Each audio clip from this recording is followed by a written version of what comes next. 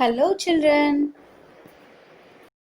Let us find the area of isosceles trapezium. So an isosceles trapezium is a special kind of trapezium in which the non-parallel sides are equal. We know that in a trapezium, one pair of opposite sides are parallel.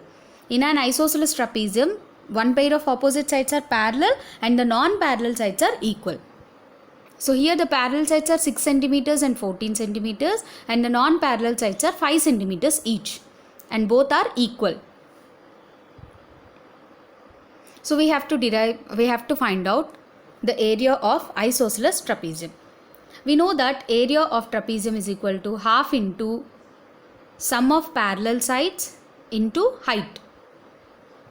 This is the formula to find out the area of trapezium. But here there is an isosceles trapezium. The parallel sides are 6 centimeters and 14 centimeters. Then what about the height? 5 centimeters is not the height, that is the parallel side. So as discussed in area of trapezium, while deriving the area of trapezium, we have to draw two perpendiculars from the shorter parallel side to the longer parallel side from both the vertices. So that we'll get two right angled triangles and a rectangle in the middle. So therefore the opposite side of 6 centimeters will also be 6 centimeters. As it's a rectangle, opposite sides are equal. And we can see there there are two right angle triangles on the either side of rectangle.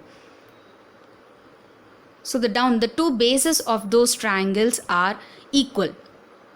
Why? Because the two right angled triangles are congruent by RHS congruency. How means the two dotted lines are nothing but the perpendiculars, no? So therefore the angle between the perpendicular and the base is right angle R, and 5 centimeters is the hypotenuse in both the triangles. So R, H, and we can see there the perpendicular, the distance between parallel lines is always the same. So the two dotted lines are equal in length. So therefore by RHS congruency the two triangles will become congruent. Once the two triangles are congruent, by CPCT their corresponding parts are also equal. So therefore the two sides will become 4 centimeters each, because the total length is 14 centimeters. Out of that 6 centimeters is the side of the rectangle. So 8 centimeters will be divided into equal halves, so 4 centimeters each. So now let us name that trapezium as ABCD, and let us name the two perpendiculars as AE and BF. DE is equal to FC,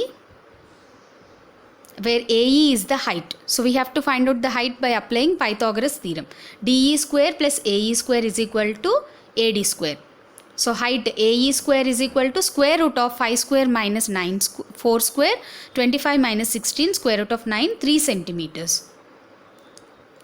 So the parallel sides are 6 plus 14. So half into 6 plus 14 into 3. 6 plus 14 is 20. So half into 20 into 3. So therefore the area is 30 centimeter square. Thank you.